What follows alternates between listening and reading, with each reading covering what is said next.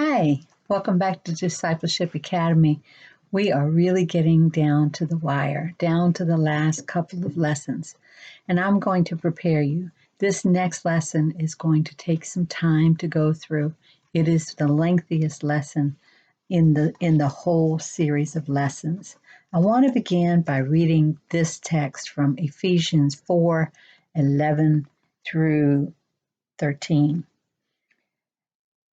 And he himself gave some to be apostles, some prophets, some evangelists, some pastors and teachers, equipping the saints for the work of ministry to build up the body of Christ until we all reach unity in the faith and in the knowledge of God's Son, growing into maturity with a stature measured by Christ's fullness. Why do I read this? Because your next lesson is focused on what I call, and then there are all the others, what many refer to as the fivefold ministry gifts. And unfortunately, I believe many people, when we talk spiritual gifts, their minds just go straight to these fivefold ministries, which were outlined right here in Ephesians 4:11. Apostles, evangelists, prophets, pastors, and teachers.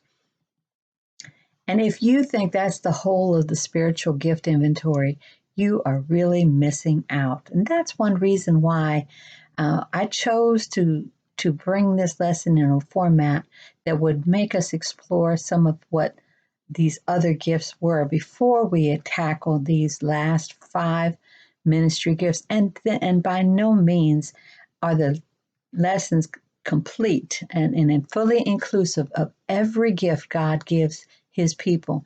God is a creative God. God is able to do things that only he can do. So just be open to the fact that God, if God created you, he can create a gift that is unique for you. And so be open to that thought. And now as we unfold these fivefold ministry gifts, some of you, as you read it, will begin to recognize God's gift in your life. You also may begin to understand people around you who are telling you they are called to be these various gifts, ministry gifts. But more important than the offices, more important about whether or not you hold the title of apostle, evangelist, prophet, pastor, or teacher, I think the most important thing is that we understand what the spirit of these gifts are and how we can operate best in these gifts. And to operate in that and be more focused on what God can do with us in that gifting than to be concerned about the title that we may carry because of the gifting.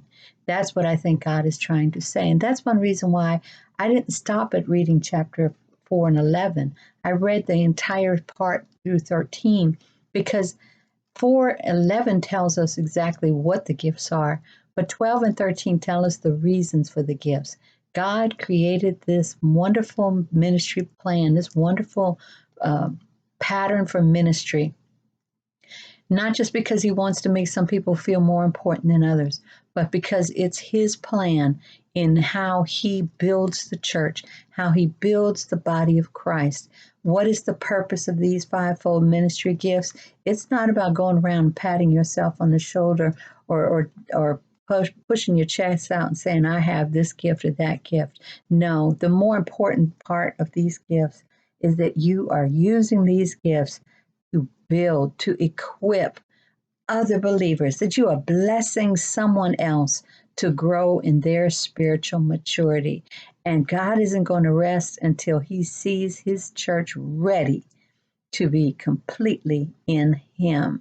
So as you go through this final lesson, take it in mind, keep in consideration all of the other gifts that you have been studying, and think about how those gifts can then be layered with these fivefold ministry gifts, and that everybody who has the other gifts may not have the fivefold ministry gifts, and those who have the fivefold ministry gifts aren't going to have all of the other gifts. Everybody is fit and formed together for a purpose in the body of Christ. And so, like I said, this is a lengthier lesson. It will take you some time, but that's okay. Take as much time as you need.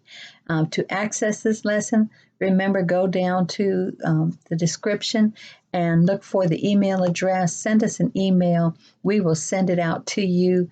And we always, always enjoy engaging in conversations and in questions that you may have about what you have been reading. I pray that this is a blessing to you. You've hung in there. You have really been working and growing. And I want you to know I really do appreciate your taking the time to go through this. And I truly pray that you have gained something out of it, that it wasn't just for head knowledge, but you began to understand more about what God requires of you and what God is doing in your life. God bless you. God keep you until we meet again.